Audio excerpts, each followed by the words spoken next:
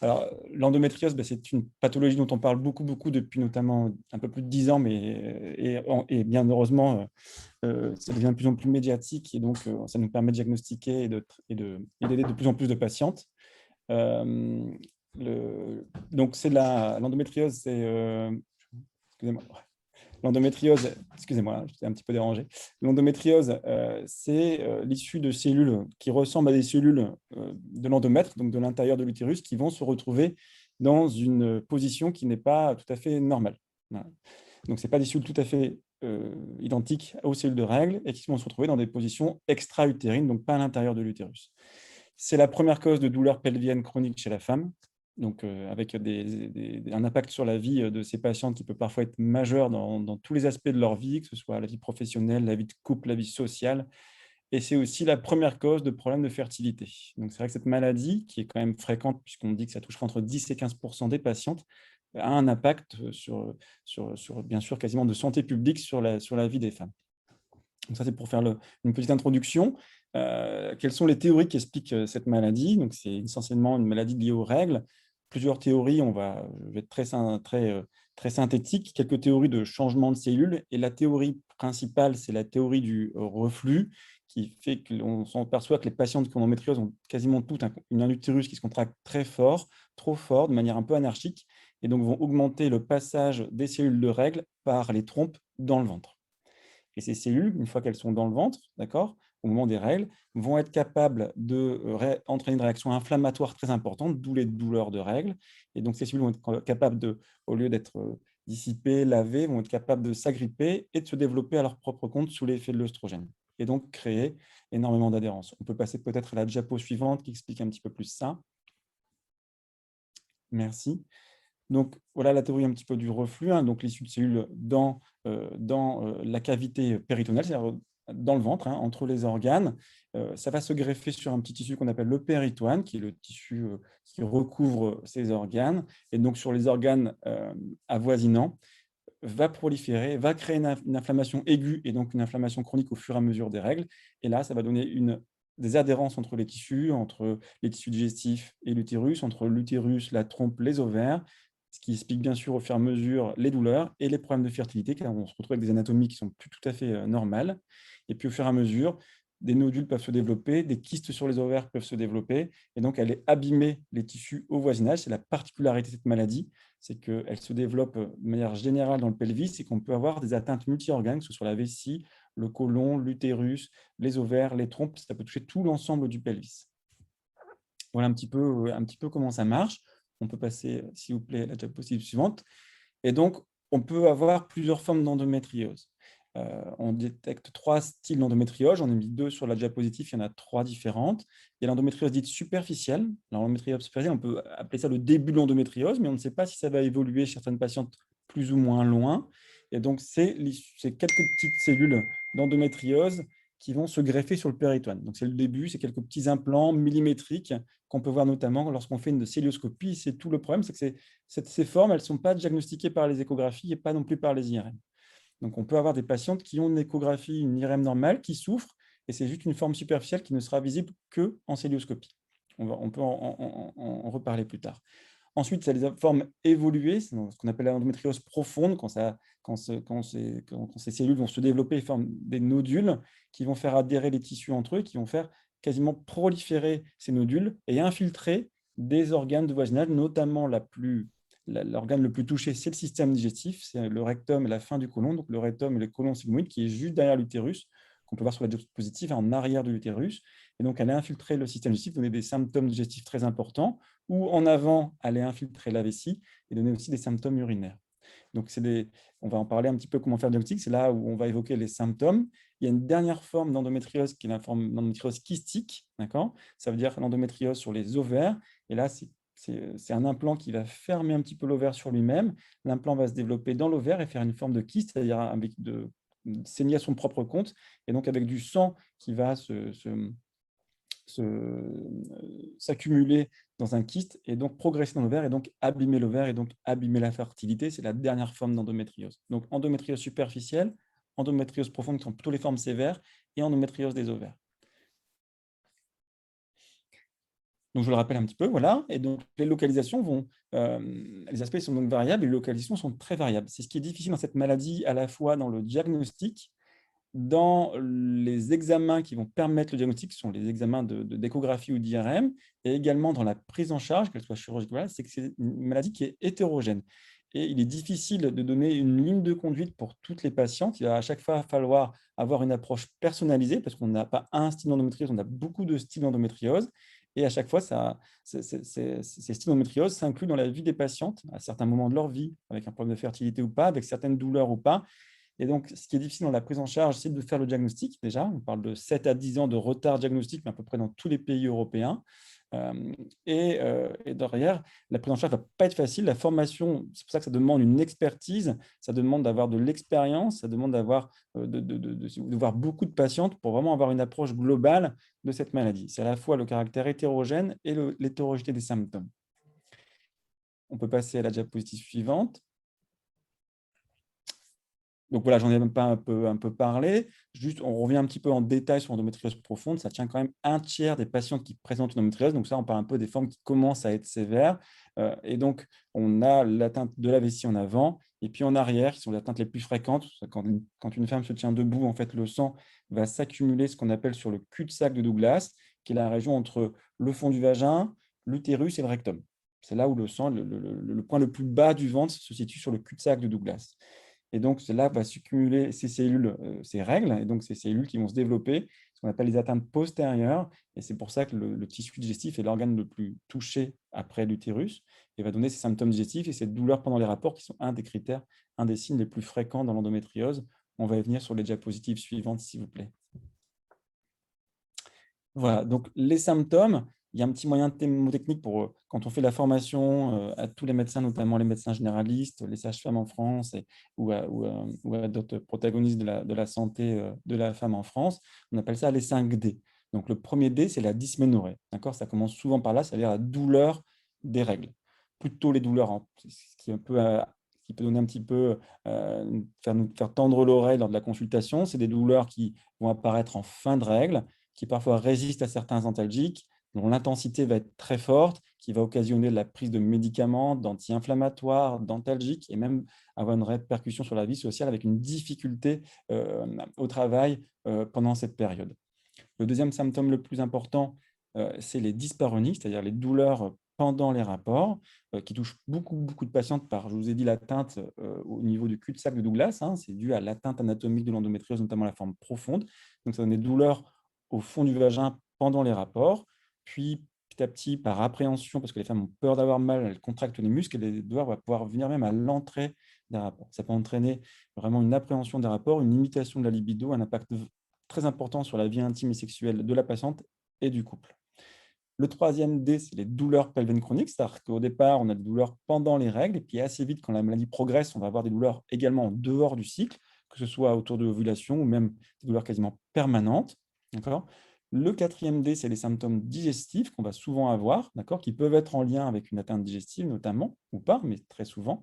Donc avec des symptômes désagréables, notamment pendant les règles, avec des diarrhées cataméniales. Parfois, on se retrouve avec des patients qui ont 4, 5, 6 selles par jour pendant les règles, de manière un peu urgente, qui passent beaucoup de temps aux toilettes, des douleurs au passage des selles, des difficultés pour aller à la selle, et puis parfois une alternance de diarrhée pendant les règles, de constipation dehors, qui vraiment les impactent dans leur vie quotidienne. Le cinquième D, le dernier, qui est un peu moins fréquent, c'est le problème urinaire, ce qu'on appelle les dysuries. Et donc, la dysurie, c'est la difficulté à uriner, notamment pendant les règles. Donc, c'est tout ce qui va se tourner autour des symptômes urinaires, la douleur à la miction, la douleur au remplissage vésical et les difficultés à uriner. Vous m'entendez toujours bien? Oui? Oui, très bien.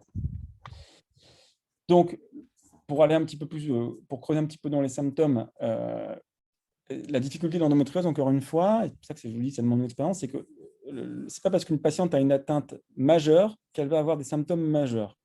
Donc, la puissance des symptômes n'est pas forcément corrélée à l'anatomie ni à l'intensité de la maladie.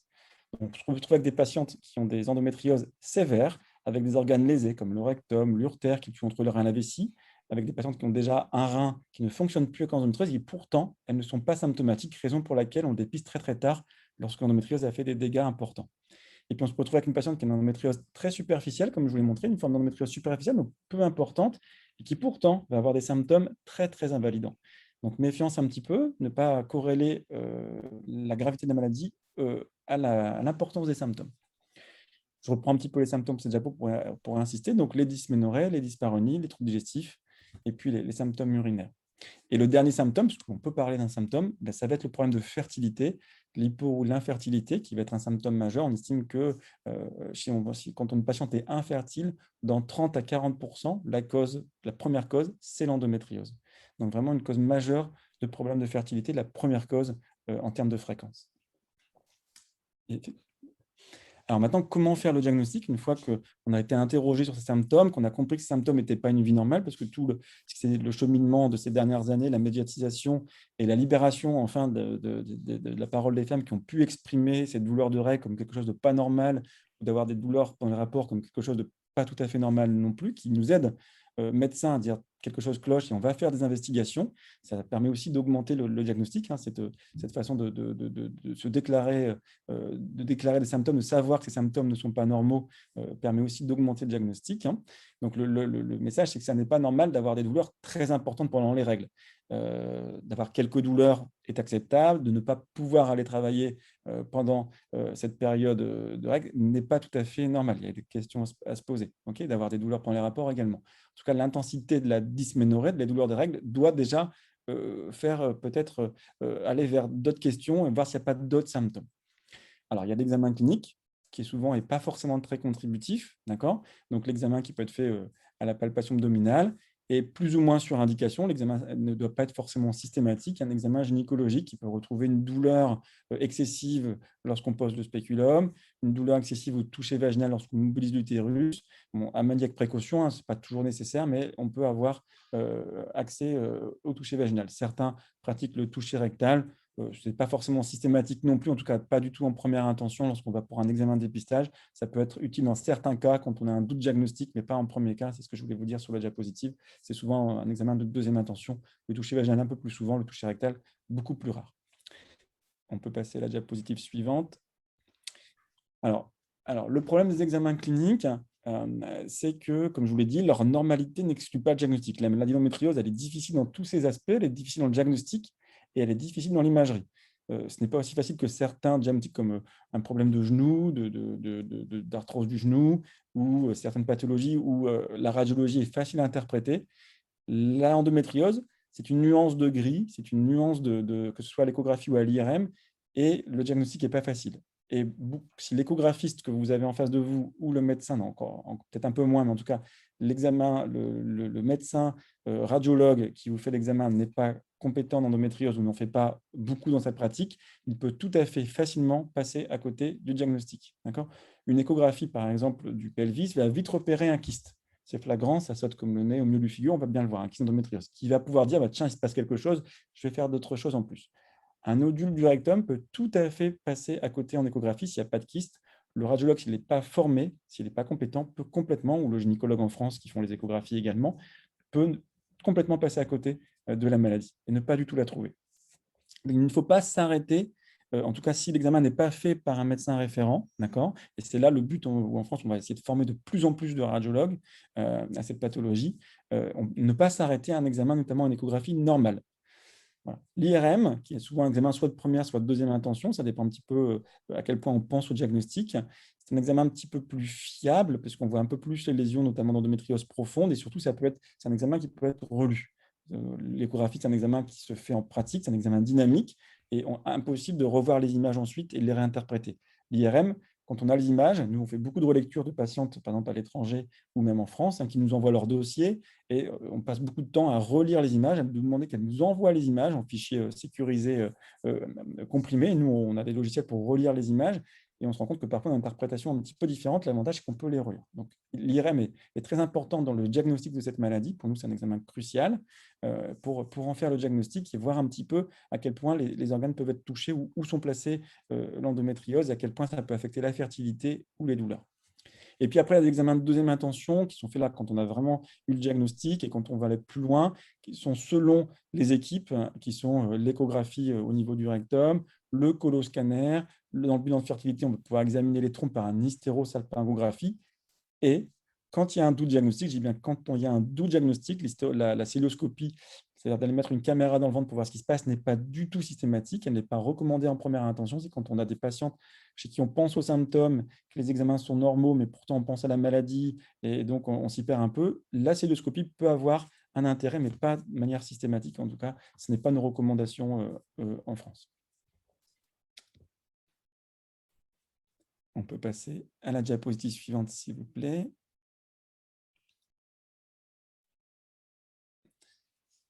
Alors, bien, pareil, c'est un topo très informel, hein, donc on va pas creuser dans les domaines, mais quels vont être les traitements, d'accord?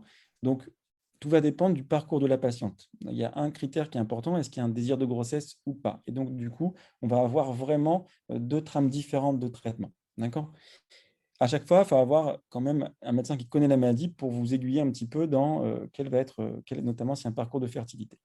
Hem, le premier objectif, eh bien, c'est de réduire les douleurs et donc de réduire l'inflammation et donc de réduire ce qui cause cette pathologie, c'est-à-dire les règles. Donc, c'est obtenir l'aménorrhée, pas la ménopause, qui est souvent confondue par la patiente. La ménopause, c'est une absence d'hormones totale. L'aménorrhée, c'est une absence de règles. D'accord? Et donc, on va mettre soit des pilules qui servent comme contraception en traitement continu pour ne pas avoir de règles, soit des traitements de l'endométriose qui vont avoir la même utilité, c'est-à-dire stopper les règles et au fur et à mesure stopper ce climat inflammatoire. Okay, on veut, ce n'est pas forcément être contraceptif, mais bien sûr, s'il y a une absence de règles, ça va forcément l'être. D'accord? Donc ça, c'est le traitement de base, qui est le traitement un petit peu de première intention, et puis d'à long terme, pour éviter que cette maladie évolue ou réévolue après une chirurgie, c'est l'absence de règles. Et puis pour certaines patientes, on va bien sûr parler de la chirurgie, qui peut être là si les symptômes persistent malgré le traitement médical, qui peut aussi être là pour aider les patientes à être fertiles. Et là, je fais un message un petit peu clair de ce topo, c'est qu'il n'y a pas à choisir entre la fertilité et les douleurs. Donc, de plus en plus, on montre que l'étude, que la chirurgie à la fois aide les patientes pour la douleur, hein, bien sûr, et puis augmente les chances importantes de fertilité. Donc, il faut avoir aussi un discours quand il y a un désir de grossesse entre les médecins de la fertilité et les chirurgiens, parce que les deux peuvent aider la patiente à être enceinte. Donc là, il faut bien, notamment parfois en Angleterre, on réserve souvent la chirurgie à la douleur. La chirurgie a aussi sa place dans le parcours de fertilité de la patiente. Il faut avoir une double information sur comment on peut aider les patientes fertiles, donc soit pour la douleur, soit pour la fertilité. On peut passer à la diapositive, donc je ne rentre pas forcément dans les détails tout de suite.